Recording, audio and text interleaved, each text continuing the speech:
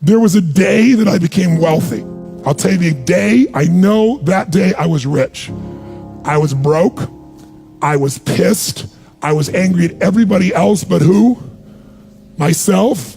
I had a friend that I loaned money to when I had barely enough and I knew he needed it, and I gave him $1,200, and I'm here not able to eat. I'm down to like $25, $26, and I'm saying to him, calling him, and he's not returning my call, and I just need some money, and he's ignoring me. I didn't ignore him then, so I'm pissed, I'm frustrated. In the midst of all this, I'm also pragmatic. I got 25 and change, call it $26.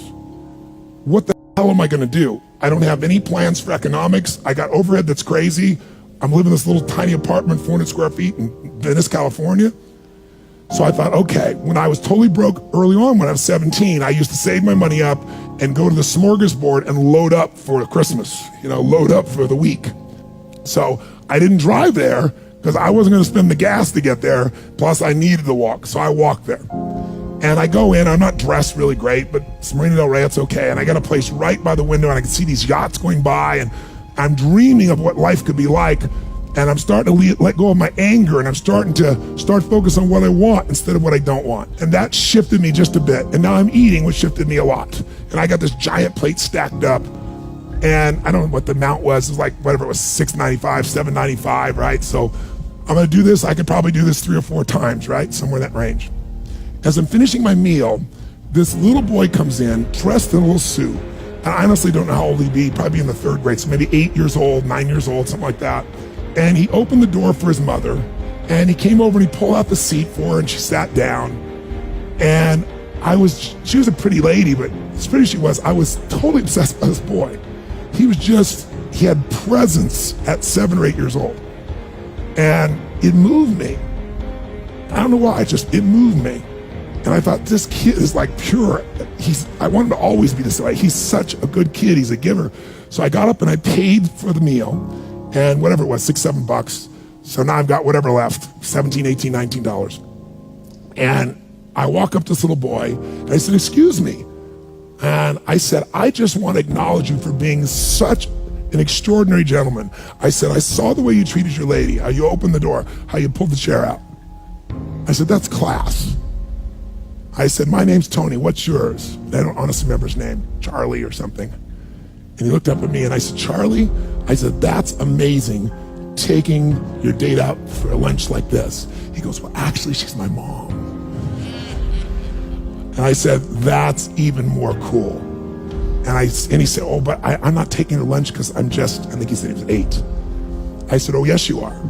I had no plan for this. I just reached in my pocket, I took all the money I had left, $17, $18, $19, and I put it on the table. I said, you're taking her to lunch. He looked up at me and he goes, I can't take that.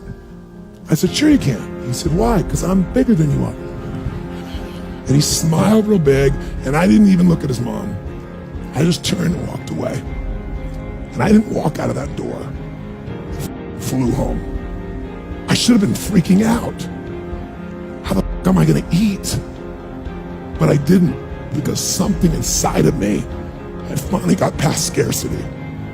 I finally realized there's something inside of us more than our limits, especially around this thing called money that I had let terrorize me. And I got home, and the mailman came that day, and I had no idea I was gonna have my next meal. And a letter comes, and it's from the guy I loaned the money to. A handwritten note saying, I've been avoiding you.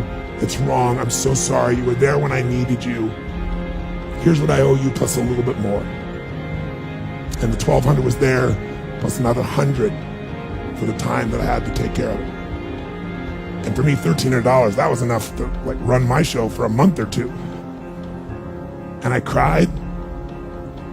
And then I decided, what does this mean? And I thought, this means that whenever you give, it's always gonna come back, so you don't have to ever think about that again. Just give. And the rewards will be greater than you can ever imagine. I don't know if that's coincidence, but I decided to believe that day was a blessing when I became rich. And I can tell you honestly, I've had tough days in my life, economically, emotionally, like all of us. But I've never gone back to that scarcity, I never will. The secret to living is giving. Do it when you don't have it, and I promise you, scarcity will leave your life.